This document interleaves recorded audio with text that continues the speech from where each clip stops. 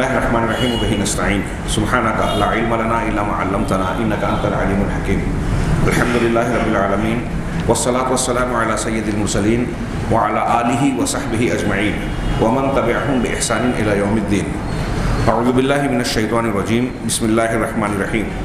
الحمد لله فاطر السماوات والأرض جاعل الملائكة رسلا أولي أجنحة مثنى وثلاث ورباع يزيد في الخلق ما يشاء ان اللہ علی کل شیء قدیر. محترم بزرگوں اور بھائیوں، سامعین کرام، تدبر قرآن کی کلید کے طور پر میں پورا تدبر قرآن جان بوجھ کر نہیں کہتا، یہ وضاحت کئی مرتبہ کر چکے ہیں کہ اس پروگرام میں ہم باقاعدہ قرآن کی تفسیر نہیں بلکہ تفسیر کا راستہ اور قرآن پر تدبر کرنے کا طریقہ جاننے کی کوشش کر رہے ہیں، اور اس کے ہر صورت کے تناظر میں کچھ نمونے، قرآن کے مضامین، اس کے کچھ ثمرات اور فوائد کو تذکرہ کر کے گویا ہم طریقہ کار اور راستہ تلاش کر رہے ہیں. اور یہ جو کتاب ہم نے اپنے سامنے رکھی ہے اول مرہ اتدبر القرآن،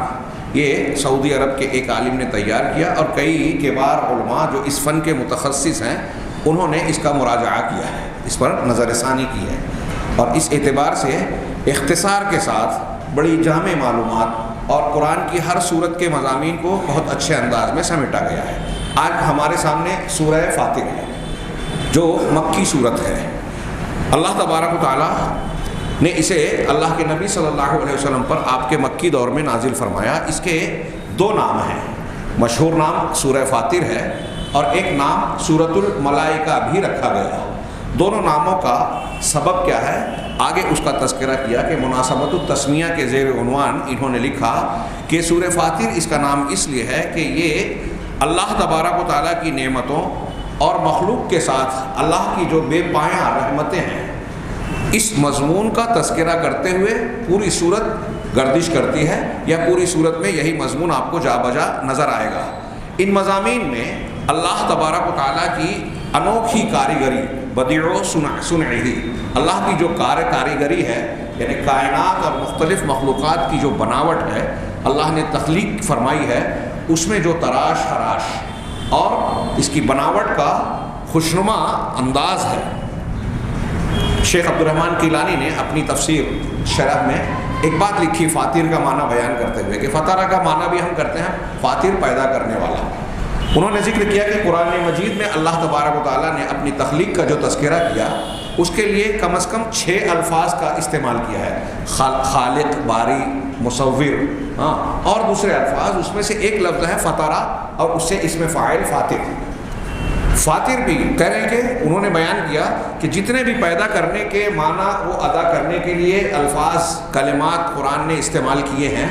ان سب کا معنی ہم کرتے ہیں پیدا کرنا، پیدا کرنے والا، لیکن ہر ایک کے معنی میں تھوڑا تھوڑا کچھ نہ کچھ فرق ہے. انہوں نے جو بیان کیا کہ فاطر ایسے پیدا کرنے والے کو بناتے ہیں کہ جس نے اپنی پیدا کی ہوئی چیز کو تراش خراش کر اسے حسن و جمال کا پیکر عطا فرمایا، یعنی اس کو ایک خوبصورت انداز اور شکل و صورت عطا فرمائی. اب اس اعتبار سے آپ دیکھیں کہ اللہ تبارک و تعالیٰ نے اس میں فاطر السماوات والارض اپنی صفت بیان کی کہ آسمانوں اور زمین کو پیدا کرنے والا، یعنی آسمان اور زمین بنایا اور ان میں جتنی بھی چیزیں ہیں کائنات کی موجودات، ان تمام کو جو وجود بخشا پروردگار عالم نے، تو صرف بنایا نہیں بلکہ بناوٹ میں انتہائی اعلیٰ اور خوبصورت کاریگری نظر آئے گی. سن اللہ الذی اتقن کل شیء، قرآن نے ہی کہا کہ یہ اللہ کی کاریگری ہے، اللہ کی بناوٹ ہے جس نے ہر چیز کو انتہائی مضبوطی سے بنایا، مہارت سے بنایا. ہم اس بات کو یوں بھی کہہ سکتے ہیں سمجھنے کے لیے کہ آپ دیکھیے کہ دنیا میں کسی چیز کا کوئی ماڈل جب انسان بناتے ہیں، انسانی کاریگری ہوتی ہے، تو اس ماڈل میں ہر آنے والے دن میں کچھ نہ کچھ بہتری، مزید اچھائی اور اچھے سے اچھا ماڈل ہوتا ہے. میں کہا کرتا ہوں کہ جس نے ٹیلی فون ایجاد کیا تھا، گراہم بیل یا جو بھی نام کہا جاتا ہے، اگر آج وہ زندہ ہو جائے تو اس کو یہ دیکھ کر بڑی حیرت ہوگی کہ ٹیلی فون آج کیسی کیسی شکلوں کے بن رہے ہیں، اور موبائل کو دیکھ کر مزید زیادہ پریشان ہو جائے گا. یعنی جو پہلا ماڈل اس نے فون کا بنایا تھا وہ کیا تھا، اور آج کیسے کیسے فون بن گئے، اور اس میں مزید ترقی، بہتری روز بروز آتی جاتی ہے. لیکن اللہ رب العالمین نے اس کائنات میں اشیاء کے مخلوقات میں جو جو چیزیں ہیں، انسان ہوں، مویشی ہوں، دوسرے جاندار، پرندے، پہاڑ، پیڑ، پودے، پھل، سبزیاں، آپ ان میں سے جس چیز کو جس علاقے میں دیکھیں، ان کی بناوٹ اور شکل صورت دیکھیں، آبی حیوانات اور پھر خشکی کے جانداروں کو دیکھیں، ان کے فرق کو دیکھیں۔ ہمارے یہاں میں اکثر کہا کرتا ہوں کہ آپ اسکولوں میں جب پڑھیں گے تو کچھ لوگ سائنسی وجہ اور جغرافیائی وجہ کے بارے میں گفتگو کرتے ہیں۔ فلاں جانور کی جو ہے زبان لمبی ہوتی ہے، اس کے بدن پر گھنے اور بڑے لمبے بال ہوتے ہیں، فلاں جو ہے وہ اس کو ایسے ایسے پر ہوتے ہیں، پرندوں کے جسم پر اس قسم کے پر ہوتے ہیں۔ یہ کیوں ہوتے ہیں؟ جغرافیائی وجہ بتائیے۔ تو وہاں یہ بتایا جاتا ہے کہ وہ جس علاقے میں پائے جاتے ہیں، اس علاقے میں ان کے زندہ رہنے کے لیے، اپنی زندگی کو آسان بنانے کے لیے، زندگی کی راہوں پر آسانی سے چلنے کے لیے ان کو اس چیز کی ضرورت ہے، شکار کرنے کے لیے ایسی ضرورت ہے، تیرنے کے لیے اس چیز کی ضرورت ہے۔ تو جس کی جیسی ضرورت ہے اس کی ویسی ساخت ہے، بناوٹ ہے، شکل و صورت ہے۔ لیکن یہاں جغرافیائی وجہ اور سائنسی وجہ سے آگے بڑھے کہ ہم جغرافیائی اور سائنسی طور سے یہ تو غور کر رہے ہیں کہ یہ اس طرح سے اس لیے بنی ہے کہ یہ ان کی ضرورت ہے، لیکن بتائیں کہ کیا چھپکلی نے اپنے آپ کو خود بنایا؟ دیواروں پر چڑھنے کی جو صلاحیت اس کے اندر پیدا ہوئی ہے، اس نے خود اپنے آپ کو ڈیزائن کیا؟ سمندر کی مچھلیوں نے اپنے آپ کو ڈیزائن کر کے اس شکل میں بنایا کہ تیراکی میں آسانی ہو، اس کے جسم پر چکنا مادہ ہو، اس کے گل پھڑے ہو۔ خرگوش، شیر، جن کو جیسے شکار کرنا ہے، کھانا کھانا ہے، ان کو وہ صلاحیتیں اور اس صلاحیت کا ادراک کیا انہوں نے خود اپنے اندر پیدا کیا ہے کہ مجھے اس علاقے میں جینا ہے، ریگستانی جانور کو ریگستان میں رہنا ہے تو گرمی کو جھیلنے کی صلاحیت پیدا ہو گئی۔ سرد علاقے کے جانوروں کے جسم پر بال اور مختلف قسم کی صلاحیتیں جو سردی کے موافقت رکھتی ہے، کیا انہوں نے موسمیات اور جغرافیائی حالات کو جان کر اپنے آپ کو بنایا ہے کہ یہاں مجھے ایسا رہنا چاہیے؟ اگر میں ریگستان میں پیدا ہوتا تو اس اعتبار سے پیدا ہوتا۔ جغرافیائی اور سائنسی وجہ ہم جانتے ہیں، پڑھتے پڑھاتے ہیں، لیکن تخلیقی وجہ جو رب العالمین سے نسبت رکھتی ہے، بنانے والے سے تعلق رکھتی ہے، اس پر لوگ غور نہیں کرتے، جبکہ وہی ہماری اس زندگی کی اصل بنیاد ہے اور معرفت کی اصل الاصول ہے۔ سارے علوم کی بنیاد یہیں سے نکلتی ہے کہ رب العالمین اس کائنات کا خالق ہے، پروردگار ہے، رب العالمین ہے۔ وہ رب ہم سے کیا چاہتا ہے، اس نے کیوں پیدا کیا؟ سائنسی وجہ، جغرافیائی وجہ جانے نہ جانے چل جائے گا، لیکن دینی وجہ جاننا ضروری ہے، تخلیقی وجہ جاننا ضروری ہے۔ وہ بات ہمیں اللہ کی کتابیں بتاتی ہیں۔ اللہ تبارک و تعالیٰ نے اس سورت کے آغاز ہی میں اپنا یہ وصف بیان کیا کہ وہ آسمانوں اور زمینوں کو خوبصورتی کے ساتھ پیدا کرنے والا ہے، فاطر ہے۔ تو فاطر کا معنی پیدا کرنے والا، اور جیسا کہ میں نے کیلانی صاحب کی وضاحت کی روشنی میں بیان کیا کہ ایسا تراش خراش کر خوبصورت انداز دے کر پیدا کرنے والا۔ تو اللہ تعالیٰ نے اس صورت میں جو مضامین بیان کیے ہیں وہ سب کے سب اللہ کی نعمتوں، اس کی مخلوقات کے ساتھ رحمتوں کا تذکرہ کیا گیا ہے، اور ساتھ ہی ساتھ اس میں اس کی بناوٹ کا انوکھا پن، بدیع و صنعہ، یعنی اس کی بناوٹ اور کاریگری کا نرالا پن، انوکھا پن، و جمال خلقہ، اسی طریقے سے اس کی تخلیق، پیدائش کے بناوٹ کی خوبصورتی اور خوشنمائی کا بھی بیان ہے۔ فبدأ السورہ بہذا الاسم والنعت الجمیل، چنانچہ اس سورت کا آغاز اس نام اور اس خوبصورت صفت کے ذریعے سے اللہ نے فرمایا فاطر، الحمدللہ فاطر السماوات، اور پھر یہاں صرف نام کا یا صفت کا ذکر نہیں کیا، پوری صورت میں اس کے بیانات بھی مذکور ہے کہ کس طریقے سے اللہ تبارک و تعالیٰ نے مختلف رنگوں اور مختلف چیزوں کو بنایا، اس میں مخلوقات کے لیے کیسے کیسے انعامات ہیں، ان کا اجمالی اور جامع تذکرہ کیا۔ اگر ہم ان پر غور کرنے جائیں تو ماضی کے ایک انسان کو جو سائنس کی موجودہ تحقیقات سے نابلد تھے، ان کے لیے بھی اس میں نشانیاں تھی، غور و فکر کا بہت بڑا سامان تھا، اور آج کے جدید انسان کو جو سائنسی تحقیقات میں اعلیٰ مقام کو پہنچا ہوا ہے، اگر یہ سائنس کی روشنی میں، جدید تحقیقات کی روشنی میں ان آیتوں پر جو سورہ فاطر میں مذکور ہے، اللہ کی تخلیقات پر غور کرے گا تو بلا تردد بڑی آسانی سے اللہ تبارک و تعالیٰ کے وجود کے ساتھ ساتھ اس کی وحدانیت کو مان لے گا۔ جو اس دین کا، اس کتاب کا اور اس نبی کی نبوت کا مقصود ہے۔ چنانچہ یہ کہہ رہے ہیں کہ اس صورت میں اللہ تبارک و تعالیٰ نے اس نام کی مناسبت سے یہ مضامین بیان کیے، وَجَعَلَهُ اسْمَهَا، اسی لیے اللہ نے اس صورت کا نام ہی سورہ فاطر رکھا، وَذَلِكَ، اور اس لیے کہ فاطر کا معنی ہوتا ہے خالق، ایسا پیدا کرنے والا جو پہلے کی کسی مثال کے بغیر آغاز کرنے والا ہو، اور جیسا کہ انہوں نے پیچھے تشریح کی اس میں بھی یہ بات پائی جاتی ہے کہ اس کے اندر خوشنمائی ہو، خوبصورتی ہو۔ دوسرا نام سورۃ الملائکہ ہے، ہاں، لأن اللہ ذکر خلق الملائکہ، اس لیے کہ اللہ تبارک و تعالیٰ نے فاطر السماوات والارض کے فوراً بعد ملائکہ کی تخلیق اور بناوٹ کا، پیدائش کا ذکر کیا، اور سورہ کے آغاز ہی میں ان کی تخلیق کے ساتھ ساتھ ان کی بعض صفات کا اور ان کی بعض ذمہ داریوں کا، وظیفے کا، یعنی ڈیوٹی، ان کی ذمہ داری کیا ہے، اس کا بھی تذکرہ اس صورت میں کیا ہے جو آگے آ رہا ہے۔ یہاں دوسرا عنوان، جیسا کہ ان کا اسلوب ہے، یہ قائم کیا کہ موافقت اول السورہ لآخرہ، سورہ کے آغاز کا اس کے اختتام سے توافق، ایک دوسرے سے تعلق اور ربط کیا ہے، ابتدائی مضمون سے اور آخری کے مضمون میں کس طرح سے موافقت اور ایک دوسرے سے جڑاؤ ہے۔ چنانچہ یہ کہہ رہے ہیں بدأت بذکر رحمت اللہ بعبادہ، سورت کا آغاز بندوں کے ساتھ اللہ کی رحمت کے بیان سے، اس کے ذکر سے شروع ہوتا ہے۔ چنانچہ اللہ نے فرمایا آیت نمبر 2 میں، پہلی آیت کے بعد دوسری آیت میں، کہ ما یفتح اللہ للناس من رحمت فلا ممسک لها وما یمسک فلا مرسل له من بعدہ وهو العزیز الحکیم، کہ اللہ تبارک و تعالیٰ اللہ تعالیٰ لوگوں کے لیے رحمت، جو بھی رحمت کھولتا ہے، ہاں رحمت کھولتا ہے یعنی رحمت کے دروازے، رحمت کو جاری کرتا ہے، جس رحمت، جو بھی رحمت کھولتا ہے، فلا ممسک لہا، تو اللہ نے جسے کھول دیا اس کو روکنے، بند کرنے والا کوئی نہیں، فلا ممسک لہا،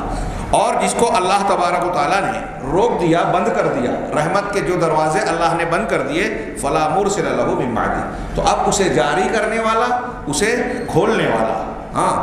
اسے چھوڑنے والا، جاری کرنے والا اس کے بعد کوئی نہیں ہوگا۔ اللہ کی رحمت صرف اللہ ہی دے گا۔ ہاں، یہ ایک جملہ بھی لوگ اگر جان جائیں تو مزارات پر، قبروں پر اور غیر اللہ کا کوئی بھی در، وہ فرشتوں، نبیوں، ولیوں، جن کے نام سے بھی منسوب ہو، کسی پر جا کے آدمی ماتھا نہیں ٹیکے گا اور ان کو مشکل کشا اور غوث، مرادیں پوری کرنے والا، دستگیر، فلاں اور فلاں ضروریات کو پورا کرنے والا نہیں سمجھ سکتا۔ یہ ایک ٹکڑا قرآن کا سمجھے کہ جو رحمت اللہ کھولے کوئی بند نہیں کر سکتا، جو اللہ بند کر دے، روک دے، کوئی اسے کھول نہیں سکتا اس کے بعد۔ ہاں، وَهُوَ الْعَزِيزُ الْحَكِيمُ، اور وہ غالب ہے، وہ جب کوئی فیصلہ کرتا ہے تو اسے کوئی ٹال نہیں سکتا، روک نہیں سکتا، اس کے فیصلے نافذ ہوتے ہیں، وہ سب پر اپنا حکم جاری کرنے کی پوری طاقت، قدرت رکھتا ہے۔ العزیز ہے، العزیز کے 3 معنی ہیں، وہ ہم اس موقع پر بیان کریں گے۔ الحکیم، حکمت، اس کو حکیم ہے یعنی اس کی حکمت میں کوئی کمی نہیں، حکمت بالغہ ہے، حکمت بالغہ کا مالک ہے، متصف ہے، لہذا اس کا کوئی کام ایسا نہیں ہو سکتا کہ غلبے والا تو ہو لیکن اس میں دانائی نہ ہو۔ ہاں، دنیا میں اگر کوئی زور آور اور طاقتور ہوتا ہے تو بعض مرتبہ ایسے کام جوش و تحور میں انجام دیتا ہے کہ وہ چیز اس کی حکمت و دانائی کے خلاف ہوتی ہے۔ کوئی ذہین آدمی ہوتا ہے تو اس کے اندر طاقت کی کمی نظر آتی ہے۔ اللہ تعالیٰ العزیز غالب بھی ہے، اور غالب ہونے کا یہ مطلب نہیں ہے کہ اس کا کام کبھی جوش جذبے میں ایسا ہو جاتا ہے جو دانائی کے خلاف ہو، بلکہ وہ الحکیم بھی ہے۔ قرآن مجید میں یہ 2 نام اکٹھا سب سے زیادہ وارد ہوئے ہیں۔ یہ سورت کے آغاز کا مضمون ہے کہ اللہ کی رحمت بندوں پر اس طرح ہے کہ وہ کھول دے تو کوئی بند نہیں کر سکتا، وہ بند کر دے تو کوئی کھول نہیں سکتا، وہ غالب، عزیز اور غالب حکیم ہے۔ اور سورت کا اختتام اللہ تعالیٰ کے بندوں کے ساتھ، رحمت کے ساتھ ہی ایک دوسری رحمت کے ذکر سے ہوتا ہے اختتام۔ وہ کیا ہے؟ اللہ نے ارشاد فرمایا سورت کے بالکل آخر میں، وَلَوْ يُؤَاخِذُ اللَّهُ النَّاسَ بِمَا كَسَبُوا مَا تَرَكَ عَلَى ظَهْرِهَا مِن دَابَّةٍ، اگر اللہ تبارک و تعالیٰ لوگوں کو ان کے کارستانیوں کے بدلے میں پکڑنے لگے، مواخذہ کرنے لگے، یعنی کوئی کسی نے کوئی گناہ، جرم، نافرمانی کی اور اللہ تبارک و تعالیٰ نے اسے پکڑ لیا، اگر اللہ ایسا کرتا تو کہہ رہا ہے کہ ما ترک علی ظہرہا من دابہ، تو روئے زمین پر، سطح زمین پر کسی بھی جاندار کو، دابہ چلنے پھرنے والا، کسی بھی جاندار کو نہیں چھوڑتا، کوئی چلتا پھرتا نظر نہیں آتا، جہاں کسی نے غلطی کی، گناہ کا ارتکاب کیا، اللہ کا عذاب آ گیا. لیکن ایسا نہیں ہے، یہ اللہ کی بندوں کے ساتھ رحمت ہے کہ گناہ کرتے ہیں، نافرمانی سرکشی کا ارتکاب ہوتا ہے، اللہ چھوٹ دیتا ہے، ڈھیل دیتا ہے، بار بار مواقع عطا فرماتا ہے. تو اللہ تعالیٰ نے یہ اپنی رحمت کا ذکر کر کے اس صورت کا اختتام فرمایا کہ اگر اللہ تعالیٰ لوگوں کی کمائی اور کاروائیوں کے بدلے میں ان کا مواخذہ کرنے لگتا، ہر کارروائی پر پکڑ کرتا، تو سطح زمین پر کسی جاندار کو نہیں چھوڑتا. وَلَٰكِن يُؤَخِّرُهُمْ إِلَىٰ أَجَلٍ مُّسَمًّى، لیکن اللہ کا طریقہ سنت رحمت والا ہے، وہ یہ کہ اللہ تعالیٰ ان کو ایک مقررہ مدت تک مؤخر کرتا ہے، مہلت دیتا ہے، ڈھیل اور مہلت دیتا ہے. فَإِذَا جَاءَ أَجَلُهُمْ، لیکن جب اللہ تعالیٰ کا مقررہ وقت آ جائے گا تو فَإِنَّ اللَّهَ كَانَ بِعِبَادِهِ بَصِيرًا، تو اللہ تبارک و تعالیٰ اپنے بندوں کو دیکھنے والا ہے، یعنی ان کو خوب جانتا ہے اور ان سے نمٹ لے گا. ہاں، محمد جنید علی صاحب نے فَإِنَّ اللَّهَ كَانَ بِعِبَادِهِ بَصِيرًا کا ترجمہ کیا کہ اللہ اپنے بندے کو آپ ہی دیکھ لے گا. اس کا ترجمہ ہی یہ کیا، یہ مفہوم میں شامل ہے. یہ دونوں ابتدا اور انتہا کا ذکر کرنے کے بعد آیت کا شیخ کہتے ہیں کہ وَذَلِكَ لِبَيَانٍ، یہ اس لیے ہے، یہ بیان کرنے کے لیے کہ اللہ تبارک و تعالیٰ اپنے بندوں پر تمام لوگوں کے مقابلے میں اور کسی کے بھی مقابلے میں سب سے زیادہ رحمت والا ہے. وَهَذَا وَاضِحٌ لِمَنْ تَأَمَّلَ السُّورَةَ الْمُبَارَكَةَ، جو اس سورہ مبارکہ پر غور کرے گا، پڑھے گا، تدبر کرے گا، یہ اس کے لیے بالکل صاف اور واضح مضمون نظر آئے گا کہ رب العالمین سے زیادہ بڑھ کر ہم پر، آپ پر، دنیا کے تمام مخلوقات پر رحمت کرنے والا کوئی ہے ہی نہیں اور ہو بھی نہیں سکتا. مجھے ایک بات علامہ ابن قیم کی یاد آ رہی ہے، ہاں، کہ اگر کوئی انسان اس بات کو یاد رکھیں، کوئی انسان اللہ تبارک و تعالیٰ کی تقدیر کے فیصلوں پر بندوں کے سامنے شکوہ شکایت کرتا ہے، صبر کے خلاف نو ہو، ماتم کی شکل، جزا فضا گھبرانا، شکوہ کرنا، ارے میرے گھر میں ایسا ہو رہا ہے، کیا میں پیغمبر ہوں؟ ہمارے یہاں کچھ لوگ بولتے نا کہ مجھ کو اللہ تعالیٰ اتنی مصیبتیں دے رہا ہے، ابھی میت ہوئی تھی، ابھی یہ بیماری ہو گئی، ابھی یہ آپریشن آ گیا، ایک کے بعد ایک، اور اس قسم کی باتیں. یہ میں نے ایک مثال دی. اس طرح سے اگر کوئی سوچ کے کسی بندے سے کہتا ہے، علامہ ابن قیم نے بڑی پیاری بات کسی سلف کے اس کو قول نقل کیا کہ جو لوگوں سے اللہ تبارک و تعالیٰ دنیا میں جو بھی ہو رہا ہے اللہ کے فیصلے مشیت سے ہو رہا ہے نا، اب اگر ایسی چیز پر آپ بندوں سے شکوہ شکایت کر رہے ہیں تو انہوں نے کہا کہ ایسے لوگوں سے آپ اللہ کی شکایت کر رہے ہیں جو رحم نہیں کرتا آپ کے اوپر، اس کی رحمتیں آپ کے ساتھ نہیں ہیں اور وہ کر بھی نہیں سکتا. تو جو رحمت نہیں کا برتاؤ نہیں کرتا، آپ اس سے شکایت کر رہے ہیں، کس کی؟ جو رحیم و رحمان ہے، جو ارحم الراحمین ہے، جس کی نعمتیں اور رحمتیں آپ کو ہر طرح سے نیچے اوپر دائیں بائیں ہر طرف سے گھیرے ہوئے ہیں. تھوڑی دیر کے لیے اس پہلو سے سوچئے تو ایک بندہ کسی بھی حالت میں رہے، غریبی میں، فاقہ مستی میں، پریشانی میں، بیماری میں، اللہ تبارک و تعالیٰ کے تعلق سے حرف شکایت زبان پر نہیں لائے گا اور خیال شکایت دل میں نہیں رکھے گا. آگے بڑھتے ہیں. المحور الرئیسی للسورہ، اس سورت کا محور رئیسی، بنیادی یا مرکزی عنوان کہہ لیجئے، ان کا رحمت اللہ بالعباد، بندوں کے ساتھ اللہ کی رحمت، جیسا کہ میں نے بیان کیا اور آگے آپ کو نظر آئے گا. مواضیع السورۃ المبارکہ، یہ عنوان قائم کیا کہ اس سورت کے مقامات یا مضامین. الاول تعداد نعم اللہ عز وجل علی خلقہ فی الدنیا، دنیا میں مخلوقات پر اللہ تعالیٰ نے جو نعمتیں کی ہیں، انعامات سے نوازا ہے ہم کو اور آپ کو، جو بہت سارے انعامات دیے ہیں، ان کو شمار کرایا ہے، ان میں سے کچھ کا تذکرہ کیا ہے. اس نعمتوں کے تذکرے میں بہت سے مقاصد ہیں. ایک تو یہ کہ اللہ تعالیٰ کے احسان، انعام اور اس کی رحمت کا ہمیں ادراک ہو. جب بندہ، کوئی بھی انسان فطری طور پہ اپنے محسن کو پہچانتا ہے تو اس محسن کی قدر کرتا ہے، عزت کرتا ہے، احترام کرتا ہے، اس کی فرما برداری کرتا ہے. آپ کو بھوک کی حالت میں، پریشانی کی حالت میں کسی نے آپ کی مدد کی، کھانا کھلا دیا بھوکے کو، تو وہ بھوکا جس کو کھانا کھلایا گیا ہے، کھلانے والے کو کیسی نظر سے دیکھے گا،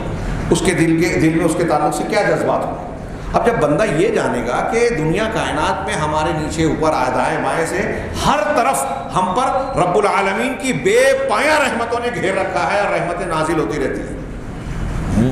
مادی نعمتیں بھی معنوی نعمتیں بھی، جیسے کہ یہاں شروع میں مادی کا ذکر کیا گیا اور آخر میں معنوی کا، کہ اللہ تبارک و تعالیٰ گناہوں پر بھی فوراً پکڑ نہیں کرتا، یہ بھی اللہ کی رحمت ہے کہ وہ موقع دے رہا ہے، بار بار ڈھیل دے رہا ہے، توبہ کا دروازہ کھلا رکھا ہے موت کے آثار نمایاں ہونے سے پہلے تک۔ اور بڑے سے بڑا کافر بھی،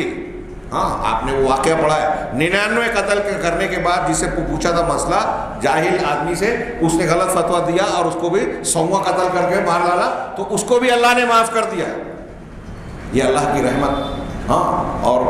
وہ دوسری جو روایتیں ہیں، ہم رحمت کا بیان پڑھیں تو بہت ساری آیتیں اور بہت ساری حدیثیں پیش کر سکتے ہیں، یہاں اس کا موقع نہیں ہے۔ تو اللہ تعالیٰ نے اس صورت میں جا بجا اپنی نعمتوں کا ذکر کیا ہے، جیسے آیت یہاں انہوں نے آیتوں کا نمبر صرف دیا ہے۔ اب میں ان آیتوں میں سے ایک ایک آیت کا اگر ذکر کروں اور اس کا بیان کروں تو صرف یہ پہلے ٹاپک میں ہی آج کا وقت کم پڑ جائے گا۔ آیت نمبر 3، 9، 11، 12، 13، 27، 28، 41، 45۔ ہاں، میں اسی لیے ہاتھ میں مصحف لے کے بیٹھا ہوں کہ کم سے کم صرف اشارہ کر دوں کہ ان نعمتوں کا تذکرہ۔ اور میری ایک بات یاد رکھیے کہ یہ نعمتیں ظاہری طور پر ایک موٹی عقل والا انسان جو علم، شعور اور گہری بصیرت و معلومات نہیں رکھتا، اگر وہ بھی غور کرے تو ان نعمتوں میں اللہ کی نشانی، اللہ کا انعام و احسان واضح طور پر محسوس کرے گا، اور اس بنیاد پر اللہ تبارک و تعالیٰ کے سامنے جھکنے کا جذبہ، اس کو ماننے اور اس پر ایمان رکھنے، اس کی وحدانیت کو ماننے کا اسے نہ صرف علم ہوگا بلکہ گہری دلیلیں مل جائیں گی، ایک عام اور جاہل آدمی کو بھی۔ اور ایک پڑھا لکھا انسان، دنیا کے کسی بھی فن کا پڑھنے والا ہو، وہ بھی اگر غور کرے گا، اور آج کے سائنسی دور میں تحقیقات کے اعلیٰ ترین مقامات پر کوئی پہنچ چکا سائنٹسٹ ہو، کوئی کسی اور فن کا ماہر فلکیات ہو، ہاں سمندروں کے علم کا ادراک رکھنے والا ہو، طبقات الارض کا جاننے والا ہو، اگر وہ ان اپنے علوم اور تحقیقات کی روشنی میں ان پر غور کرے گا تو اسے بھی اللہ کی نشانیاں نظر آئے گی، اس کی نعمتیں نظر آئے گی۔ ان میں سے کئی آیتیں ایسی ہیں جو توحید کے دلائل میں عام طور سے لوگ آپ سنتے رہتے ہیں، ہاں ہم سب کو پیش نہیں کر پائیں گے، اور جدید سائنسی تحقیقات کے باب میں قرآن اور رسول اللہ صلی اللہ علیہ وسلم کی حقانیت کے جو دلائل پیش کیے جاتے ہیں، ان میں اس صورت کے اندر ایسی کئی چیزیں موجود ہیں جن کا نمبر ہم نے ابھی پڑھا سو آیتوں کا، جس کو جدید دور کے محققین پیش کرتے ہیں کہ دیکھیے 1400 سال پہلے ایک نبی امی نے جو کلام پیش کیا تھا، جو باتیں لوگوں کو بتائی تھی اس قرآن کی شکل میں یا اپنے فرامین حدیث رسول کی شکل میں، وہ بھی اللہ کی وحی کا حصہ ہے۔ تو وہ 1400 سال پہلے کے وہ بیانات جدید سے جدید تحقیقات کو ثابت کر رہے ہیں، انسان کو آج پتہ چل رہا ہے، اور بڑے بڑے سائنٹسٹ، مختلف علوم کے ماہرین یہ کہنے پر مجبور ہیں کہ محمد صلی اللہ علیہ وسلم تو بذات خود امی تھے، اگر اس زمانے کا کوئی پڑھا لکھا آدمی بھی ہوتا، بڑے سے بڑا دانشور بھی ہوتا، تو یہ باتیں بیان نہیں کر پاتا اس طرح سے جیسے ہم کو یہ آج دکھائی دے رہی ہیں۔ میں نے اس تمہید کو بیان کیا اس لیے کہ ساری آیتوں کی ہم تفسیر نہیں پڑھ سکتے، میں گزارش کروں گا سامعین کرام سے کہ وہ ان کی تفاسیر موقع بموقع ضرور پڑھیں۔ قرآن کو اپنے لیے ایک معمول کا حصہ بنانا چاہیے کہ روزانہ ہم قرآن کی تلاوت کریں گے اور کچھ نہ کچھ حصہ غور و فکر اور تدبر کر کے پڑھیں گے، معتبر مفسرین کے نزدیک، ہاں اہل بدعت کی تفاسیر نہیں، وہ لوگ نہیں جو قرآن کی تفسیر کے اصولوں کے برخلاف سلف کا اور معصور طریقے سے جو چیزیں منقول ہیں اس کے مطابق جو تفسیر نہیں کرتے، ایسے لوگ قرآن پڑھ کر بھی گمراہ ہو جاتے ہیں کہ قرآن کے وہ معنی پہنا دیتے ہیں جو قرآن کی مراد ہے ہی نہیں۔ یہ کوئی معمولی بات نہیں ہے، اللہ تبارک و تعالیٰ کا کلام ہے، اللہ کے کلام کا اگر ہم نے کوئی معنی ایسا بیان کیا جو اللہ کی مراد ہے ہی نہیں تو یہ چھوٹی موٹی گستاخی اور چھوٹی موٹی بات نہیں ہے، اللہ تعالیٰ پر جھوٹ باندھنا ہوگا، اللہ کی طرف ایسی بات کی نسبت کرنی ہوگی جو اللہ نے کہی ہی نہیں ہے، اور یہ عام لوگوں کی طرف کسی کی طرف کوئی بات نسبت کرنے جیسی بات نہیں ہے، یہ اپنا ٹھکانہ جہنم بنانے جیسی ہے۔ اسی لیے سلف جو ہے تفسیر کے معاملے میں بڑی احتیاط برتتے تھے۔ بڑا مشہور قول ہے، حضرت ابوبکر صدیق رضی اللہ تعالیٰ عنہ سے کسی نے آ کر پوچھا، حضرت عمر سے بھی یہی بات منقول ہے کہ وفات کے حد ابا، اللہ تعالیٰ نے سورہ عبس کی آیت ہے کہ فرمایا کہ ہم نے آپ کو میوے دیے، اور ابا ایک سبزی کو کہتے ہیں۔ تو کسی نے آ کے ابوبکر صدیق سے پوچھا کہ ہم فاکہہ تو جانتے ہیں لیکن یہ ابا کیا ہے، تو انہیں بھی پتہ نہیں تھا، حضرت ابوبکر صدیق کو بھی اس کا علم نہیں تھا کہ ابا کسے کہتے ہیں یا کیا مراد ہے۔ چنانچہ انہوں نے جو جواب دیا وہ بات کے علماء کے لیے تفسیر کا ایک اصول بن گیا تفسیر کا اصول، جو تفسیر کا اصول قرآن و حدیث کی روشنی میں ہے، سیدنا ابوبکر صدیق کے فرمان نے وہ ایک اصول کی شکل میں الفاظ میں ڈھال دیے، کہا ایو سماء تظلنی و ایو ارض تقلنی اذا قلت فی کلام اللہ ما لا اعلم، کہ کون سا آسمان مجھے پناہ دے گا، سایہ دے گا، اور کون سی زمین مجھے بچائے گی، ٹھکانہ دے گی، اذا قلت فی کلام اللہ، جب میں اللہ کے کلام میں وہ بات کہوں جو میں نہیں جانتا، بغیر علم کے اللہ کے کلام کے بارے میں کوئی بات کہو۔ اس لیے قرآن کی تفسیر بیان کرتے ہوئے بہت محتاط رہنا چاہیے، اور آج کل اس سلسلے میں بہت زیادہ بے احتیاطی برتی جاتی ہے۔ چلتا پھرتا آدمی، ٹھیک ہے قرآن و حدیث سارے انسانوں کے لیے ہدایت ہے، لیکن اس کا یہ مطلب نہیں ہے کہ ہر چلتا پھرتا آدمی، آپ دیکھیں گے منکرین حدیث اور بعض جدید قسم کے جو خود ساختہ اپنے آپ کو اہل علم بتاتے ہیں، داعی بتاتے ہیں، ہو سکتا ہے کہ ان کی نیتیں درست ہوں، ہم ان کی نیت پر حملہ نہیں کر سکتے، لیکن ان کے طریقہ کار تو بالکل غلطی پائی جاتی ہے۔ وہ قرآن اور حدیث کے سلسلے میں اصولوں کی رعایت کیے بغیر تفسیر توجیہ کی طرف جرأت و جسارت کرتے ہیں، جبکہ ہمارے اسلاف صحابہ، تابعین، تبع تابعین، محدثین اس سلسلے میں انتہائی محتاط رہتے تھے۔ میں نے ابوبکر صدیق کا صرف ایک جملہ پیش کیا، اگر اس سلسلے کے اقوال پیش کروں تو ہمارا درس رہ جائے گا۔ ہم دیکھتے ہیں یہ آیت نمبر 3، 2-4 آیتوں کی طرف میں اشارہ کر دوں۔ اللہ نے ارشاد فرمایا یا ایھا الناس اذکروا نعمت اللہ علیکم، اے ایمان والو، اے لوگو، ایمان والو نہیں، اے لوگو، یا ایھا الناس تمام انسانوں کو خطاب کیا، اے لوگو اذکروا نعمت اللہ علیکم، تم پر جو اللہ کا انعام ہے، نعمتیں ہیں، اس کو تم یاد کرو، یاد کرو اللہ تعالیٰ کی نعمت۔ نعمت اللہ یہ واحد ہے، کوئی عربی والا پوچھ سکتا ہے کہ میں نعمتوں کا ترجمہ کیا، واحد کو جب مضاف بنایا جاتا ہے تو یہ جمع کا معنی دیتی ہے کہ اللہ کی نعمتوں کو یاد کرو۔ حل من خالق غیر اللہ یرزقکم، کیا اللہ کے علاوہ کوئی اور خالق ہے جو تمہیں روزی دیتا ہے؟ یہ ایک جملہ توحید کی دلیل کے طور پر اگر ہم پیش کریں، اب اس میں اگر تفصیلی بات کرنے جائیں نا تو یہ ایک جملہ گھنٹوں بات کرنے کے لیے کافی ہے، گھنٹوں کہہ رہا ہوں، کوئی مبالغہ نہیں کر رہا ہوں، کہ اللہ تعالیٰ خالق ہے۔ کیا اللہ کے جیسا کوئی دوسرا خالق ہے؟ اس پہ آپ لمبی چوڑی بات کریں، دلیلیں دیں کہ دنیا میں کائنات میں جن کو پوجا جاتا ہے ان میں سے کوئی ایک نہیں ہے جو ایک مکھی پیدا کر سکے، یہ بھی قرآن نے بیان کیا۔ ایک مکھی کوئی پیدا نہیں کر سکتا۔ اللہ تعالیٰ یہاں وہی سوال کر رہا ہے کہ کیا، اب یہ جو سوال ہے ایک جاہل آدمی سے بھی پوچھئے، ایک پڑھے لکھے سے بھی پوچھئے، جنگل میں لکڑیاں کاٹنے والا کوئی لکڑہارا ہو، کبھی الف ب نہیں پڑھا ہو، اس سے بھی یہ سوال کیجئے تو اس کو سمجھانے کے لیے قرآن کا یہ بیان بالکل واضح ہے کہ اللہ کے علاوہ کوئی ہے جو پیدا کرنے والا ہے کچھ بھی، یرزقکم، جو تم کو روزی دے وے۔ کوئی خالق نہیں ہے اللہ کے علاوہ جو روزی دے سکے، تمہاری ضروریات پوری کر سکے۔ روزی دینا یرزقکم کا معنی صرف کھانا ہی نہیں ہے، اگر صرف کھانا بھی مانے تو وہ بھی چلے گا۔ جتنی استعمال کی اور ضرورت کی ہماری چیزیں ہیں وہ سب اللہ کا رزق ہے، اللہ کی نوازشات ہیں۔ مما رزقناکم ہے نا، انفقوا مما رزقناکم، ہم نے جو چیزیں تم کو روزی کے طور پہ دیا اس میں سے خرچ کرو۔ تو اب یہاں گیہوں چاول ہی مراد نہیں ہے، کھانے پینے کی اشیاء، خوردنی اشیاء، غلہ جات وغیرہ، بلکہ ہر وہ چیز جو اللہ نے بطور نعمت تم کو عطا کی ہے، دولت، نعمت، یہاں تک کہ تم کو اگر علم دیا ہے، ذہنی صلاحیت دی ہے، وہ بھی اللہ کے راستے میں خرچ کرو، اس کو بھی اللہ کے لیے استعمال کرو صحیح طریقے سے۔ تو کہا کہ کیا اللہ کے علاوہ کوئی اور خالق ہے، کوئی غیر خالق ہے جو تمہیں آسمانوں سے اور زمین سے رزق دے؟ لا الہ الا اللہ،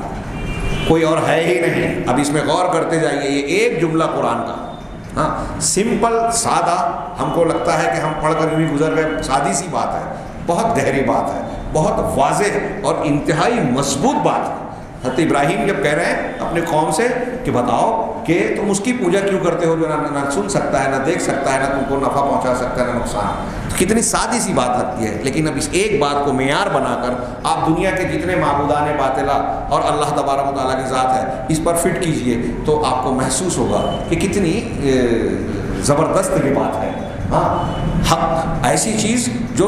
عام سے عام آدمی کے سامنے موجود ہے لیکن وہ اس پر غور نہیں کر رہا ہے۔ اللہ کی کتاب اور اللہ کے پیغمبر اسی کی طرف توجہ دلا کر بطور دلیل پیش کر رہے ہیں کہ اللہ کے سوا کوئی خالق ہے ہی نہیں جو آسمان اور زمین سے تمہیں روزی دے سکے۔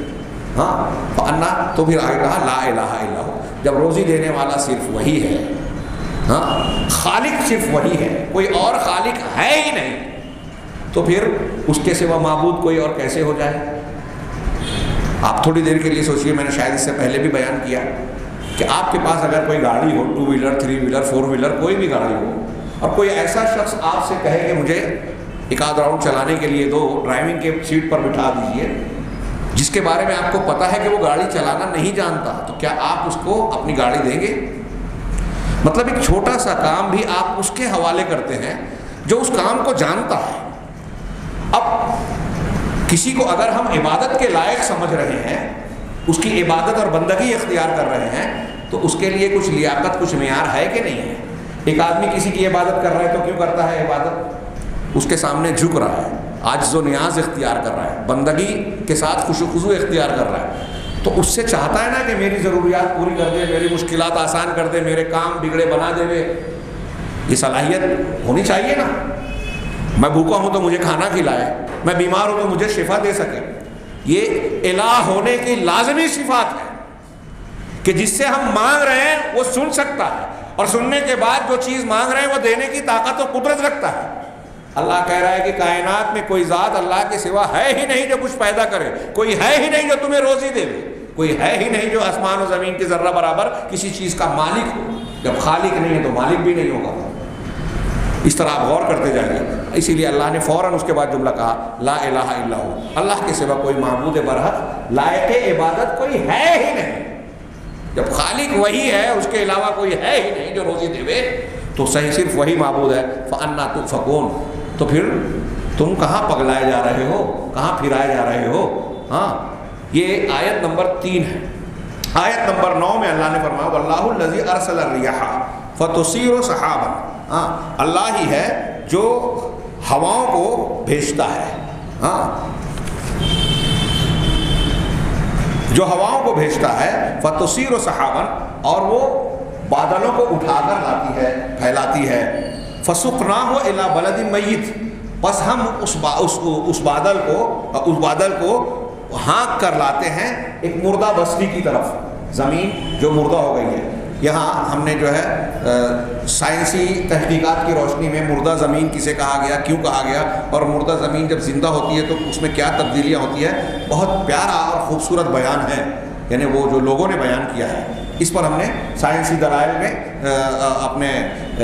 پیغام قرآن کے دروس میں تفصیلی گفتگو کی ہے، ہاں، اور آپ کتابوں میں اور مختلف جگہوں پر اس کی تحقیقات آج پا سکتے ہیں۔ چنانچہ ہم اس کو مردہ بستی کی طرف ہانک لے جاتے ہیں ان بادلوں کو، ہواؤں کے ذریعے۔ فَأَحْيَيْنَا بِهِ الْأَرْضَ بَعْدَ مَوْتِهَا، اور اس کے ذریعے سے، اس بارش کے پانی سے زمین کے مردہ ہو جانے کے بعد ہم اسے پھر سے زندہ کر دیتے ہیں۔ كَذَلِكَ النُّشُورُ، اسی طرح سے دوبارہ جی اٹھنا ہے۔ یہ آخرت کی دلیل بھی ہو گئی کہ جس طرح تم اپنی آنکھ سے دیکھتے ہو کہ ایک زمین جو مردہ ہو گئی، زمین کو مردہ کیوں کہا گیا؟ جو اس کے اندر صلاحیتیں تھیں وہ ختم ہو گئی، پیداوار کی اور کیا کیا، لیکن جب بارش آتی ہے تو قرآن نے ہی دوسرے مقامات پر کہا کہ وہ زمین پھول جاتی ہے، بڑھنے لگتی ہے، اور اس کے اندر جو ہے زندگی آ جاتی ہے کس طریقے سے، اور وہ کس طریقے سے اس کے اندر زندگی آتی ہے، یہ قرآن نے اجمالی طور سے بڑا زبردست اشارہ کیا، جس کو ماہرین نباتات اور ماہرین زراعت نے آج کہا کہ یہ 1400 سال پہلے بیان کیا ہوا قرآن کا ایسا معجزہ ہے جو تصور نہیں کیا جا سکتا کہ اس وقت کا کوئی انسان جان سکتا تھا، بیان کرنا تو دور کی بات ہے۔ آگے ہم بڑھتے ہیں، یہ آیت نمبر 9 ہے، اس میں بھی آپ غور کر سکتے ہیں کہ کتنی زبردست نشانیاں ہیں۔ آیت نمبر 11 میں اللہ تبارک و تعالیٰ کا ذکر کیا ہے تو کہا آیت نمبر 11 میں کیا مضمون ہے؟ وَاللَّهُ خَلَقَكُم مِّن تُرَابٍ ثُمَّ مِّن نُطْفَةٍ، اللہ ہی ہے جس نے تم کو مٹی سے پیدا کیا پھر نطفے سے۔ پہلی تخلیق مٹی سے، پہلی تخلیق آدم علیہ السلام کو مٹی سے بنایا، ان کا پتلا، ہاں، اور مٹی کیسی کیسی ہے اس کا بھی قرآن کے مختلف مقامات پر ذکر ہے، ہم اس سے پہلے سورہ سجدہ میں پڑھ چکے ہیں۔ مٹی سے بنایا پہلی تخلیق، اور پھر اس کے بعد نطفے سے۔ بعض علماء نے یہ بیان کیا تفسیر میں کہ مٹی سے جو پہلی تخلیق آدم کی ہے وہ تو ہے ہی، ہم اور آپ، یہ یہاں دوسرے نمبر پر جو نطفے کا ذکر کیا گیا، یہ نطفہ اگلی تخلیق کی جو وجہ بنتا ہے۔ یہ نطفہ کیسے بنتا ہے؟ غذاؤں سے بنتا ہے۔ غذا کہاں سے آتی ہے؟ غذا کہاں سے آتی ہے؟ سبزیوں سے، یا ان سبزوں کو جانور جو کھاتا ہے اس کے گوشت اور دودھ سے۔ تو جو جانور کھا رہا ہے اس کے گوشت سے ہم کھانا پاتے ہیں، یا جو زمین سے سبزیاں، پھل، پیڑ پیدا ہوتے ہیں وہ ہم کھاتے ہیں، یہ بھی زمین سے ہی پیدا ہو رہی ہے۔ تو جانور جو کھا رہا ہے اور پھر جانور کا گوشت ہمیں مل رہا ہے، وہ بھی مٹی سے پیدا ہونے والے جانوروں پر بود و باش اختیار کرتے ہیں، زندگی گزارا کرتے ہیں، اور ہم جو کھانا کھا رہے ہیں سبزی یا دوسری چیزیں، یہ ساری چیزیں زمین سے ہی پیدا ہو رہی ہیں۔ تو گویا اور اس میں جو اجزاء انسان کو، نباتات کو زندگی دیتے ہیں، اور ہم نے اس میں بھی لمبی چوڑی گفتگو کی ہے۔ عالم النباتات ایک کتابچہ ہے، رابطۃ العالم الاسلامی نے قرآن کے بیان کی روشنی میں جدید دور کے اللہ کی نشانیوں، قرآن کی حقانیت، رسول کی حقانیت کے تناظر کو اسے بیان کیا ہے۔ ہم نے اس کے مواد کو یہاں دروس میں پیش کیا ہے، اللہ کے رسول صلی اللہ علیہ وسلم کی حق ہونے کی دلیل، قرآن کے حق ہونے کی دلیل کے طور پر۔ تو یہاں اللہ تبارک و تعالیٰ نے جو تراب کہا، وہ پہلا مٹی سے، اور دوسرا یہ کہ مٹی سے ہماری غذائیں پیدا ہوتی ہیں۔ مٹی سے بنیادی طور سے وہ اجزاء نباتات کو، سبزیوں کو حاصل ہوتے ہیں جو جانوروں اور انسانوں کی ضرورت پوری کرتے ہیں۔ مٹی کے ساتھ سورج کی شعاع کا بھی دخل ہوتا ہے، پانی کا بھی دخل ہوتا ہے، لیکن بنیادی اجزاء معدنیات، نمکیات، گندھک اور ایسے بہت سارے اجزاء مٹی سے ان چیزوں میں آتے ہیں، اور وہ ہمارے جسم کی ضرورت کو پورا کرتے ہیں اور صحت اور نشو و نما ہوتی ہے۔ آگے بڑھیں، ثم جعلکم ازواجا، پھر اللہ نے تم کو جوڑے جوڑے بنا دیے، مٹی سے پیدا کیا، پھر نطفے سے، دوسرا مرحلہ، اب نطفے سے پیدا ہوئے، اب یہ نطفے سے جو پیدائش ہو رہی ہے تو اس میں نر بھی ہے، مادہ بھی ہے، لڑکا بھی ہے، لڑکی بھی ہے، جوڑے جوڑے ہو گئے، اور ان جوڑوں کے ملاپ سے یہ سلسلہ آگے بڑھتا ہے۔ وما تحمل من انثى ولا تضع الا بعلمه، اور کوئی بھی مادہ حاملہ، کوئی بھی مادہ اگر حمل والی ہوتی ہے،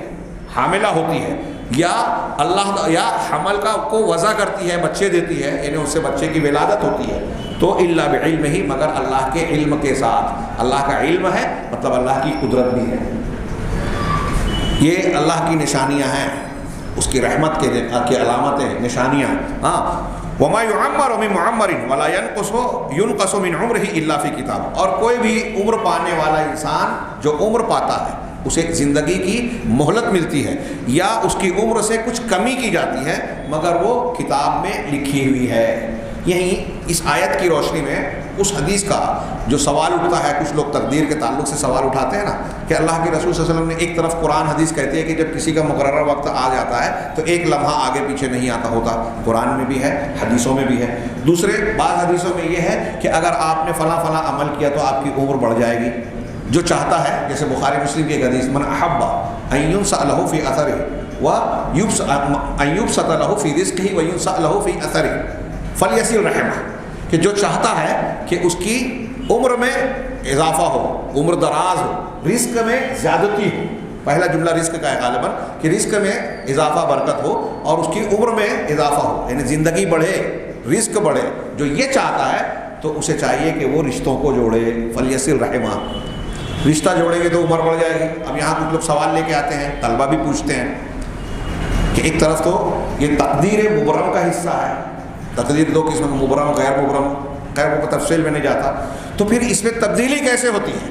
تو اس میں ایک جواب اہل علم نے یہ دیا کہ یہ بڑھے گا یا نہیں بڑھے گا سب کتاب میں لکھا ہے۔ ایک سادہ سیدھا اور آسان سا جواب یہ ہے، ایک آدمی صلہ رحمی کرے گا تو اس کی عمر بڑھ جائے گی، صلہ رحمی نہیں کرے گا تو اس کی گھٹ جائے گی۔ یہ دونوں باتیں لکھی ہوئی ہے کہ گھٹے گی، جب صلہ رحمی نہیں کرے گا تو اتنی، صلہ رحمی کرے گا تو اتنی، اور یہ صلہ رحمی کرے گا کہ نہیں کرے گا یہ بھی لکھا ہوا ہے۔ تو اب وہ گھٹنا بڑھنا دونوں اعتبار سے، ہمارے اور فرشتوں کے اعتبار سے۔ بعض علماء نے کہا کہ ہر سال لیلۃ القدر میں اللہ تعالیٰ سال بھر کی تقدیر فرشتوں کے حوالے کرتا ہے، تو اب فرشتوں کے حوالے جو چیز کی جاتی ہے اس میں تبدیلی ہوتی ہے۔ لوح محفوظ میں جو کچھ لکھا ہوا اس میں تبدیلی نہیں ہوتی اور اللہ اسے جانتا ہے۔ ایک معنی یہ کہا۔ کچھ لوگ یہ کہتے ہیں کہ اضافے کے کچھ الگ الگ انداز ہوتے ہیں، جیسے ایک آدمی کو 60 سال کی عمر ملی، 60 سال جیے گا تو اس کی جو سانسیں ہیں، مدت حیات ہے، اس میں کوئی کمی بیشی نہیں ہوگی، لیکن جب اس نے صلہ رحمی کی تو عمر بڑھنے کا مطلب یہ ہوگا کہ اللہ تبارک و تعالیٰ اس 60 سال کی عمر میں اس کو اتنا کام کرنے کی توفیق عطا فرمائے گا جو 600 سال میں کوئی انسان کر سکتا ہے، جتنا اللہ چاہے اتنا اضافہ کرے گا، کہ کم مدت میں زیادہ کام کرے گا، یہ اس کے عمر کے اضافے کا، یعنی عمر میں برکت کا ایک مفہوم یہ بھی ہو سکتا ہے۔ اور ایسے ہی رزق میں برکت، ایک آدمی 15,000 20,000 روپیہ کما رہا ہے، اس کی ضروریات پوری ہو رہی ہے، ایک آدمی 1,00,000 روپیہ کما رہا ہے اور محتاج ہے، کیوں؟ اس لیے کہ اس کے پیچھے ایسی ضرورت، کہیں ایکسیڈنٹ ہے، کہیں ٹیکس بھرنا ہے، کہیں کچھ اس طرح پیچھے فیس وغیرہ کا مسئلہ ہے کہ لاکھ 1.5 لاکھ روپیہ بھی مہینے کی کمائی جو ہے وہ پوری نہیں پڑ رہی ہے۔ اس کے بالمقابل 15-20 ہزار والا انسان جو ہے وہ اپنی ضروریات، جو اس کی محدود ضروریات ہیں، پوری کر کے آرام کی نیند سوتا ہے۔ تو اللہ تبارک و تعالیٰ 20 ہزار والے کو بھی 1.5 لاکھ کا آپریشن دے سکتا تھا، نہیں دیا۔ یہ رزق میں برکت ہے۔ ہاں، اور جس نے بظاہر زیادہ کمایا، حرام خور لوگ عام طور سے اسی خوش فہمی میں رہتے کہ ہم نے زیادہ کمایا، تو جب ان کی کمائی زیادہ نظر آتی ہے، حقیقت میں وہ کمائی نہیں بڑھتی ہے، ان کا خرچ بھی بڑھ جاتا ہے، تو ان کو جو ملنے کھانے پینے کے حساب سے اللہ نے جو رکھا ہے وہ اتنا ہی رہتا ہے۔ وہ سمجھتے ہیں کہ ہم نے بہت کما لیا، پراپرٹی بنا لی، قبر میں تو کوئی نہیں لے جائے گا۔ خیر، تھوڑی بات تفصیلی ہو گئی اور مجھے نہیں لگتا کہ آج ہم ان مضامین کو پورا کر پائیں گے، اس کے لیے 1 ہفتہ اور لینا پڑے گا۔ تو کہا اللہ تبارک و تعالیٰ نے کہ کوئی عمر دراز عمر جو پاتا ہے، جس کو عمر میں اضافہ کیا جاتا ہے یا عمر میں کمی کی جاتی ہے، سب کتاب میں لکھا ہوا ہے۔ ان ذالک علی اللہ یسیر، یہ اللہ کے لیے بہت آسان ہے، ہمیں مشکل نظر آتا ہے۔ اسی طریقے سے اس کے بعد والی آیت نمبر 12، اسے بھی پیش کیا ہے، وما یستوی البحران۔ یہاں میں صرف آیت ترجمہ اور ہلکی سی تشریح کر رہا ہوں، یہ تفسیر اور اس میں تدبر کے لیے جو گہرائیاں ہیں وہ ہم پیش نہیں کر رہے ہیں، اس کے لیے مطالعہ کرنا چاہیے، مختلف تفاسیر پڑھیں، اس میں آپ کو ہدایت، دلائل اور اللہ تبارک و تعالیٰ کی رہنمائی کے زبردست نشانات اور مضامین نظر آئیں گے۔ اللہ نے فرمایا وما یستوی البحران، 2 سمندر، الگ الگ سمندر، دونوں برابر نہیں ہوتے، ملتے ہیں لیکن برابر نہیں ہوتے، یا دونوں الگ الگ ہیں۔ ھذا عذب فرات سائغ شرابہ، یہ ایسا ہے، ایک سمندر ایسا ہے کہ میٹھا، شیریں، پینے میں شیریں اور میٹھا، پرلذت، فرات، پیاس بجھانے والا، سائغ، اور سائغ شرابہ، اس کا پینا خوشگوار معلوم ہوتا ہے، پینے میں اچھا لگتا ہے۔ وھذا ملح اجاج، اور یہ نمکین کھارا، دوسرا جو ہے بڑا کھارا ہے، اجاج اور کڑوا ہے۔ کیلانی صاحب نے ترجمہ کیا کہ چھاتی میں جلن پیدا کرنے والا، اجاج کا۔ شیخ محمد جوناگڑھی صاحب نے ترجمہ کیا کہ کڑوا، انتہائی کڑوا، ترش کڑوا۔ کہا یہ دونوں میں الگ الگ خاصیتیں ہیں۔ اب یہ سمندروں میں فرق، ان الگ الگ سمندروں کی خصوصیات میں فرق، ان کے اندر پائے جانے والی مچھلیاں جانداروں کا فرق، ان کے اندر پائے جانے والے پودوں کا فرق، عام سمندروں کا نمکین ہونا، آپ سائنسی اعتبار سے پڑھیں، اس کی بھی لوگوں نے زبردست تحقیقات پیش کی۔ میں ایک جملے میں ایک بات کو بیان کروں، ساری تفصیلات تو نہیں آ سکتی، کہ اگر سمندر کا پانی میٹھا ہوتا تو سمندر سے اتنی سخت قسم کی بدبو، تعفن اور سڑانڈ اٹھتی کہ دنیا کے لوگ زمین پر جی نہیں پاتے، اتنی بدبو، اتنا تعفن تھا۔ اس کا پانی کھارا ہونے کی وجہ سے اس میں کتنی بھی غلاظتیں، کتنے بھی مردے اس میں چلے جاتے ہیں، اس کی بدبو اٹھ کر خشکی کے ماحول کو متعفن اور بدبودار نہیں کرتی۔ یہ اللہ تبارک و تعالیٰ کی حکمت کا ایک پہلو ہے۔ اور بھی سمندر کے فوائد جو لوگوں نے بیان کیے کہ خشکی کی آب و ہوا اس سے مطلب اعتدال کے ساتھ رہتی ہے، معتدل رہتی ہے۔ دوسرے اور فوائد جغرافیائی سائنسی، یہ اللہ تبارک و تعالیٰ نے اجمالی طور سے اپنی نشانی، اپنی تخلیق اور اپنی بناوٹ کے جو بندوں پر جو رحمت کے برتاؤ کیے ہیں اس کا تذکرہ کر رہا ہے۔ کہا کہ وَھَذَا مِلْحٌ أُجَاجٌ وَمِنْ كُلٍّ تَأْكُلُونَ لَحْمًا طَرِيًّا، اور ان دونوں سے، یعنی میٹھا پانی کا سمندر ہو یا سمندر دریا یا کھارے پانی کا، دونوں سے آپ جو ہے تازہ گوشت حاصل کرتے ہو، مچھلیاں اور نہ جانے کیا کیا، مچھلیاں اور دوسری بہت ساری چیزیں۔ انشاءاللہ اس جمعرات کے درس میں ایک سوال آیا ہے، اس کی کچھ تفصیل ہم پیش کریں گے کہ سمندری جانوروں میں کیا کیا حلال ہے، کیا کیا ہمارے یہاں علماء میں اس میں بڑا اختلاف ہے، لیکن ہم اس پر انشاءاللہ جمعرات کو اس کا جواب دیں گے، جاننے کی کوشش کریں گے۔ وَتَسْتَخْرِجُونَ حِلْيَةً تَلْبَسُونَهَا، اور تم ان سمندروں سے زیورات نکالتے ہو جس کو تم پہنتے ہو۔ سمندروں سے بہت سے زیورات حاصل کرتے ہیں، سیپ، موتی، گھونگے اور نہ جانے کیا کیا، موتی بھی اس سے حاصل ہوتے ہیں، صدف اور سیپ بھی حاصل ہوتے ہیں، اور بھی کچھ معدنیات سے تعلق رکھنے والی بعض چیزیں سمندروں میں پائی جاتی ہیں۔ عنبر سمندر کی ایک مچھلی ہوتی ہے، اور اس سے نکلنے والا فضلہ، وہ مشک عنبر کے نام سے جانا جاتا ہے، جسے مشک عنبر جو بولتے ہیں، اس میں ایک عنبر ہے جس سے دوائیں بنتی ہیں اور وہ انسانوں کے لیے مختلف امور میں بہت کہتے ہیں کہ مفید ہے اور خوشبودار بھی ہوتا ہے۔ اسی طرح وَتَرَى الْفُلْكَ فِيهَا مَوَاخِرَ، اور آپ اس سمندر میں کشتیوں کو دیکھتے ہیں جو سمندر کا پانی کا سینہ چیرتے پھاڑتے چلتی ہیں، کیوں؟ لِتَبْتَغُوا مِنْ فَضْلِهِ، یہ اللہ کی رحمت ہے۔ غور کیجیے تھوڑی دیر کے لیے، اللہ تعالیٰ نے یہ ساری چیزیں انسان کے لیے ہموار اور مسخر کی، تو کس لیے؟ تاکہ تم اس کے ذریعے اللہ کے فضل اور اس کے رحمت کو چاہو تلاش کرو، وَلَعَلَّكُمْ تَشْكُرُونَ، اور تاکہ تم شکر گزار بن جاؤ۔ اللہ کی نعمتوں کی معرفت جب ہوگی تو شکر کا جذبہ ہوگا، دل میں بھی جذبہ شکر ہوگا، زبان سے اعتراف، اللہ کی تعریف اور ثنا، اور پھر جب یہ ادراک ہوگا تو اللہ کی نعمتوں کا صحیح استعمال ہوگا۔ شکر کے معنی میں یہ تینوں چیزیں شامل اور داخل ہیں۔ پھر آگے اللہ تعالیٰ نے آیت نمبر 13 میں بھی، انہوں نے آیت نمبر 13 کہا یولج اللیل فی النہار، میں صرف یہ مضمون پورا کر کے آج کا ہم درس کا اختتام کر دیں گے۔ یولج اللیل فی النہار و یولج النہار فی اللیل، یہ اللہ تعالیٰ رات کو دن میں اور دن کو رات میں داخل کرتا ہے۔ رات اور دن کا جو نظام ہے بڑا پیارا، اس کی بھی تفصیل میں جائیے، کس طرح کا جغرافیائی نظام، سورج چاند اور زمین کا گردش کا معاملہ ہے، جس سے دن اور رات کے اندھیرے اور اجالے کا نظام اللہ نے بنایا۔ ہاں، اور پھر یہ آہستہ آہستہ، جس کو قرآن نے تکویر کہا، اذا الشمس کوورت، تکویر کہتے ہیں کسی چیز کو ایک کے اوپر ایک تہ بتہ لپیٹنا ہے، جیسے پگڑی، جس کو ہم پھیٹا کہتے ہیں مالیگاؤں میں، پگڑی کو ایک کے اوپر ایک لپیٹا جاتا ہے تو اس کو تکویر کہتے ہیں۔ تو اسی طرح رات کو دن پر اور دن کو رات پر تکویر کے لفظ سے تعبیر کیا گیا۔ اتنا درجہ اندھیرے کی جو تہ ہے، پرت ہے، ایک کے بعد ایک چڑھتی جاتی ہے، اور شام ہوتے ہوتے پہلے ملگجا اور پھر آہستہ آہستہ اندھیرا چھاتا جاتا ہے۔ تو اللہ تعالیٰ دن کو رات میں، رات کو دن میں داخل کرتا ہے۔ والشمس وسخر الشمس والقمر، اور سورج اور چاند کو کام پر لگا رکھا ہے، سورج اور چاند کو مسخر کر رکھا ہے۔ بڑا اچھا ترجمہ کیا علماء نے کہ کام پر لگا رکھا ہے۔ یہ اپنے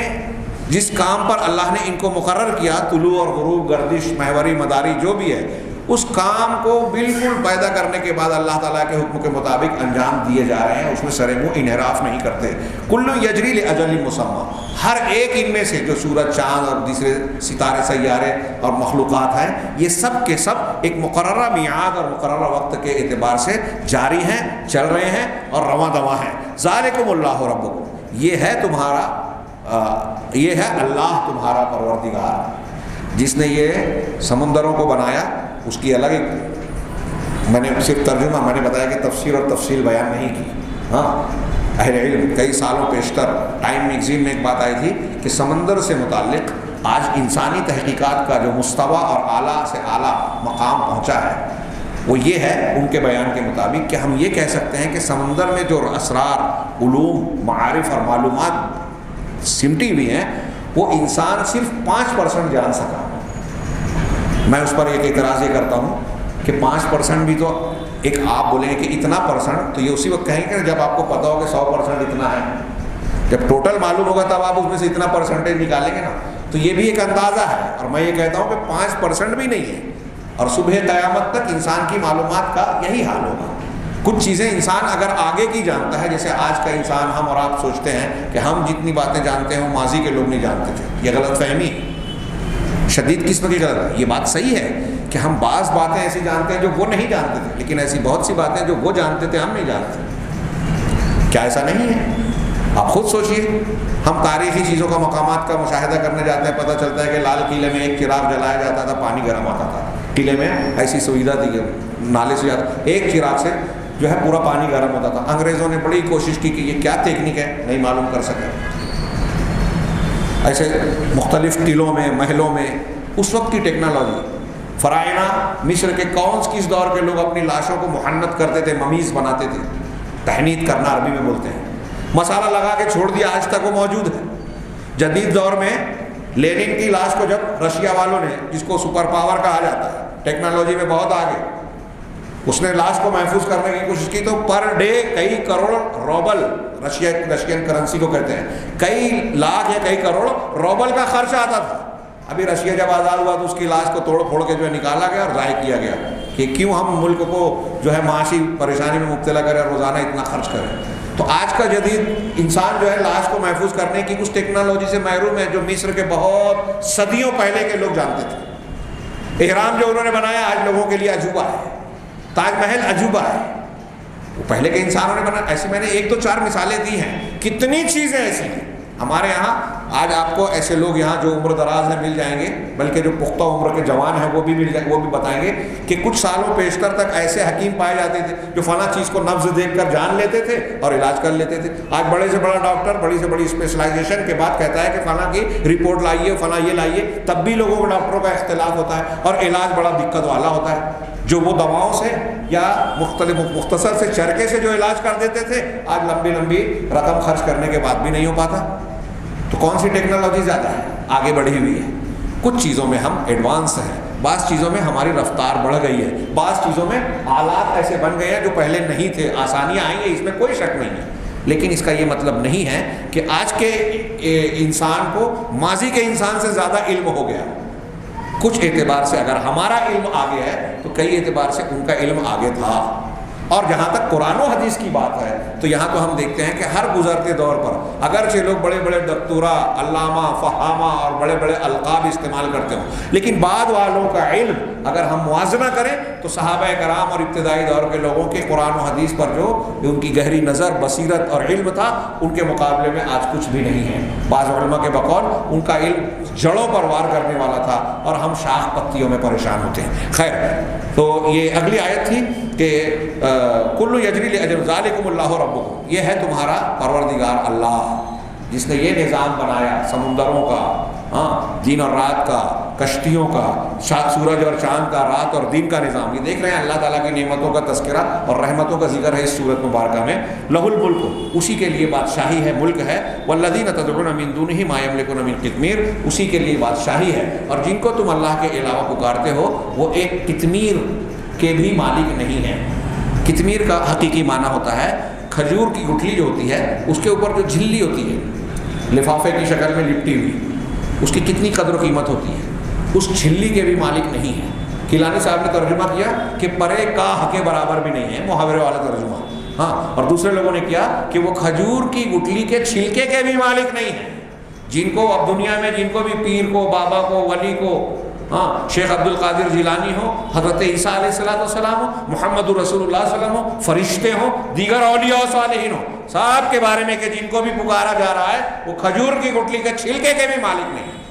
توحید کی کتنی شاندار دلیل ہے. یہ ابھی دلائل توحید اور اللہ کی نعمتوں کا ذکر جن آیتوں میں کیا گیا ہے, ہم نے 3 4 کا ذکر کیا. انشاءاللہ آئندہ درس میں ہم مزید ان آیتوں کو اور اس صورت کے مضامین کو اور پھر مختصر سے انہوں نے اس کے بعد فوائد و لطائف کا ذکر کیا, اسے جانیں گے. اللہ تعالیٰ ہمیں خیر کی توفیق دے, قرآن کو سمجھنے, اس پر عمل کرنے کی توفیق دے اور اسی کے مطابق زندگی گزارنے کی توفیق بخشے. اس کی برکت سے دنیا اور آخرت میں ہر فتنے سے محفوظ رکھے. اقول قولی ھذا واستغفر اللہ لي ولكم ولسائر المسلمين وصلی اللہ علی نبینا محمد.